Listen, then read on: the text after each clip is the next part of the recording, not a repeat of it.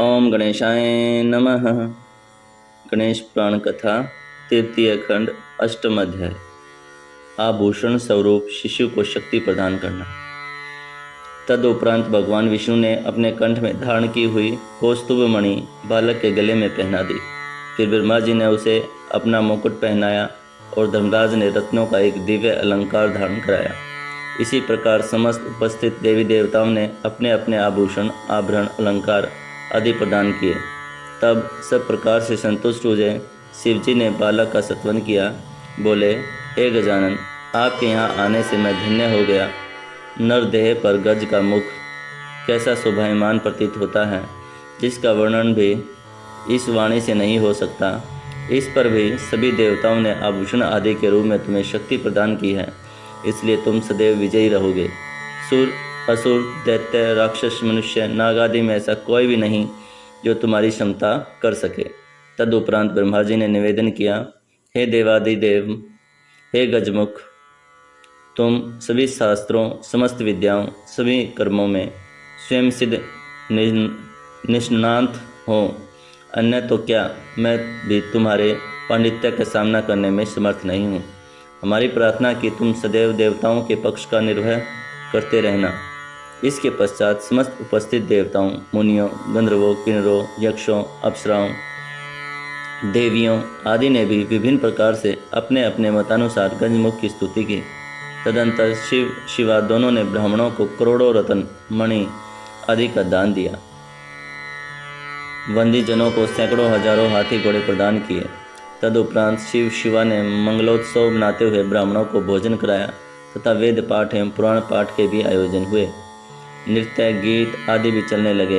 अप्सराएं और सुर वनिताएं विविध प्रकार के नाच द्वारा उत्सव को और भी अधिक शोभायमान बना रही थी।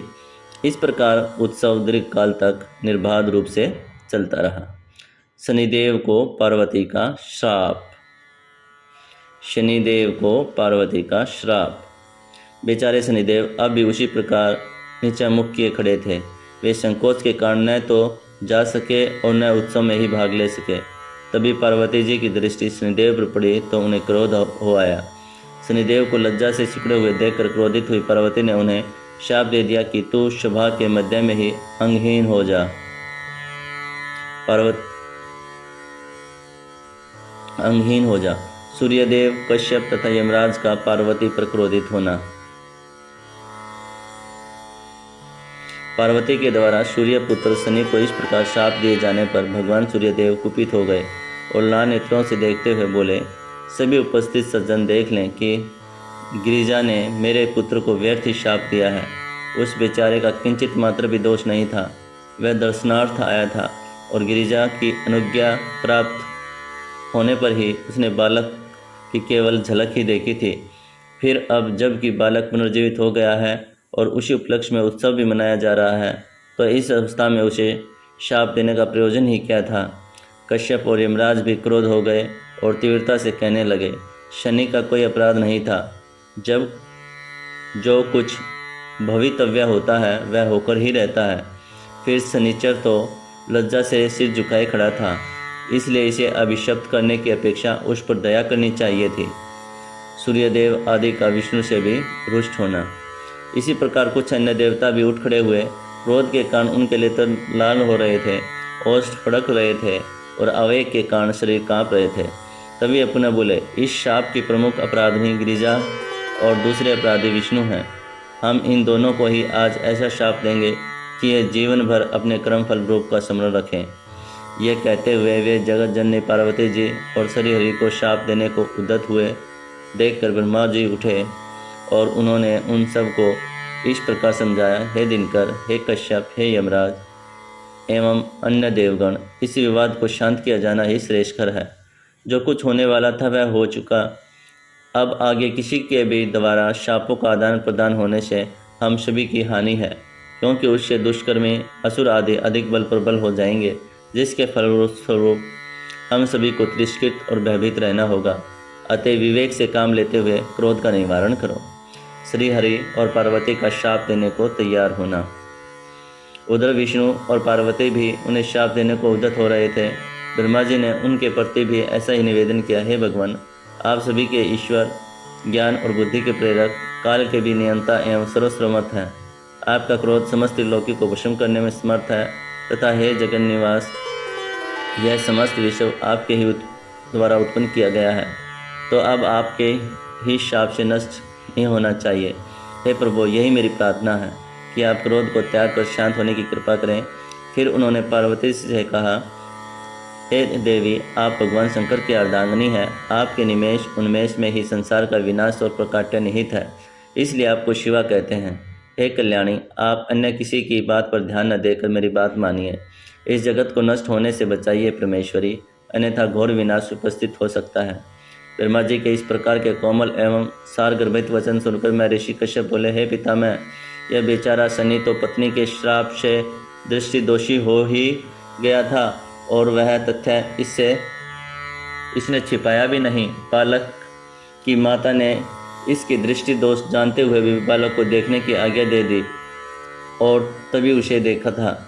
तब उसके छिन्न मस्तक होने में इस बेचारे का क्या दोष रहा। तभी सूर्य बोल पड़े, मेरे पुत्र ने धर्म को साक्षी मानकर बालक की माता से आज्ञा ली। तभी उसके पुत्र की ओर देखा, फिर उस निरपराध को अंग भंग होने का शाप दे डाला। इसलिए अंग भंग को रोके जाने पर शांति संभव है। यमराज बोले, हे गिरिराज नंदिनी ने स्वयं देखने की आज्ञा दी थी, तब मुझे साक्षी बनाकर शनि ने उस बालक को प्रयत्नपूर्वक सवलभ ही देखा था, और जब बालक का अंग भंग होने के पश्चात वह पुनर्जीवित हो गया तो भी शनि को शापित कर डाला। इसलिए यदि हम लोग किसी बधिक को शाप देना चाहते हैं तो उसमें दोष ही क्या है। ब्रह्मा जी बोले, आप लोग शांत हो जाएं, मैं शीघ्र ही वह यत्न करता हूँ कि पार्वती के शाप का विमोचन हो जाए। पार्वती ने सहज चंचलतावश शाप दे डाला था, वह उनकी भूल थी, किंतु सज्जनों द्वारा तो बड़े बड़े अपराधों भी क्षमा कर दिए जाते हैं। इस प्रकार पितामह ने उन सबको शांत किया और फिर शनिदेव से बोले, हे ग्रहेश्वर, तुम तुरंत ही देवी पार्वती की शरण में चलो। तुम्हारे शाप का निवारण उन्हीं की कृपा से संभव है। यदि तुम्हारे पिता और उनके पक्ष वाले देवता माता पार्वती को शाप दे भी दें तो उससे तुम्हारा कोई उपकार नहीं हो सकता, इसलिए आओ मेरे साथ। चतुरानन का आदेश मानकर शनि उनके साथ माता के आश्रय में पहुँचे और तब ब्रह्मा जी ने पार्वती जी से निवेदन किया, हे जगज्जननी दुर्गे, आपने अपने पुत्र के दर्शन की आज्ञा दे दी थी, तो शनि का क्या दोष था, फिर भी आपने उस निर्दोष को शाप दे डाला, इसलिए अब उस शाप का प्रतिकार होना आवश्यक है। पार्वती द्वारा शनि को वर प्रदान करना। पार्वती जी ने ब्रह्मा की बात पर कुछ देर विचार किया और बोली, हे पितामह, मेरा शाप अमोघ है, उसका व्यर्थ होना किसी प्रकार संभव नहीं। ब्रह्मा जी बोले, हे गिरिराज नंदिनी, इसका कुछ उपाय तो करना ही होगा, अन्यथा सूर्य, कश्यप, धर्म आदि देवताओं के कोप से तीनों ये लोग भस्म हो जाएंगे।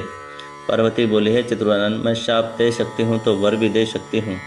इसे और इनके पक्ष के सभी देवताओं को मैं वरदान से संतुष्ट कर दूंगी। हे ब्राह्मण, आप उन सभी को यहाँ बुला लीजिए। सूर्य आदि सभी वहाँ बुला लिए गए। उन्होंने आकर जगत जननी के चरणों में प्रणाम किया और जय जयकार बोलते हुए बोले, हे परमेश्वरी, कृपा करो, इस निर्दोष शनि को अपने अनुग्रहणात्मक दृष्टि से निहारिए। इस प्रकार से सूर्य, कश्यप आदि द्वारा किए गए सत्वंत से शिवा संतुष्ट हो गई और शनि के प्रति कहने लगी, हे शनि, तुम भगवान श्री हरि के प्रिय हो, मेरे वरदान से ग्रहों के राजा होगे, योनियों में परम योगी रूप योगिंदर और चिरजीवी बनोगे। अरे हरि भक्त का विपत्ति क्या कर सकती है। मेरा यह भी वर है कि भगवान श्री हरि के तुम परम भक्त हो, तुम्हारे हृदय में उनकी दृढ़ भक्ति रहेगी। परंतु वत्स, मेरा शाप अमोघ होने के कारण नष्ट तो नहीं हो सकता, किंतु उसका किंचित प्रभाव पांव पर ही पड़कर रह जाएगा, तुम कुछ लंगड़े हो जाओगे। पार्वती जी के वचन सुनकर शनिदेव को संतोष हुआ, साथ ही सूर्य, कश्यप, धर्म आदि पर संतुष्ट हो गए। गिरिराज नंदिनी की स्तुति करने लगे, हे देवी, आप महान हैं, हम कुछ प्राणी आपकी महिमा को कैसे जान सकते हैं। आप संसार की स्वामिनी हैं, आपके दृष्टि मात्र में ही संसार का उत्थान और पतन निहित है। यदि आप क्रोधपूर्वक हैं तो विनाश और प्रसन्न होकर देखती हैं तो विकास एवं सुख ही सुख है। हे जगन्जननी, हम सब पर ऐसी कृपा अवश्य करें कि हम आपके चरणों को सदैव याद रखें और आप मातेश्वरी का अनुग्रह निरंतर प्राप्त करते रहें। हम पर कभी कोई विपत्ति न आवे और हम किसी प्रकार के दुख में न पड़ें। आपकी ऐसी कृपा से हमारा कल्याण निहित है। भगवती उमा उक्त स्तुति को सुनकर प्रसन्न होती हुई कहने लगी, हे देवगण, माँ आपके सत्वन से अत्यंत संतुष्ट हुई। तुमने जो कुछ भी अभिलाषा की है वह सब पूर्ण होगी। तुम पर प्रथम तो कोई संकट आएगा ही नहीं, और कभी आएगा तो मैं अपने दुर्गा रूप से तुम्हारे शमण मात्र से पहुंचकर रक्षा करूंगी। अब आप सभी प्रसन्नतापूर्वक अपने अपने स्थान को पधारें। निश्चय ही मेरा अनुग्रह तुम सबके साथ है। अब पार्वती जी ने बालक को गोद में उठाया और पुचकारती हुई प्रसन्न मन से अपने भव्य सिंहासन पर विश्राम करने लगी। तब प्रसन्न मन हुए शनिदेव माता जगदम्बा को प्रणाम करके अपने पिता सूर्य आदि देवी देवताओं के साथ के पास चले गए। इति अष्टम अध्याय संपूर्ण। अगर आप सभी भक्तों को यह वीडियो पसंद आई हो तो विजडम वेव एनर्जी चैनल को लाइक करें, शेयर करें और इसे सब्सक्राइब कर लें। भगवान गणेश माता आप सभी का कल्याण करें, मंगल करें। हर हर महादेव, हर हर महादेव।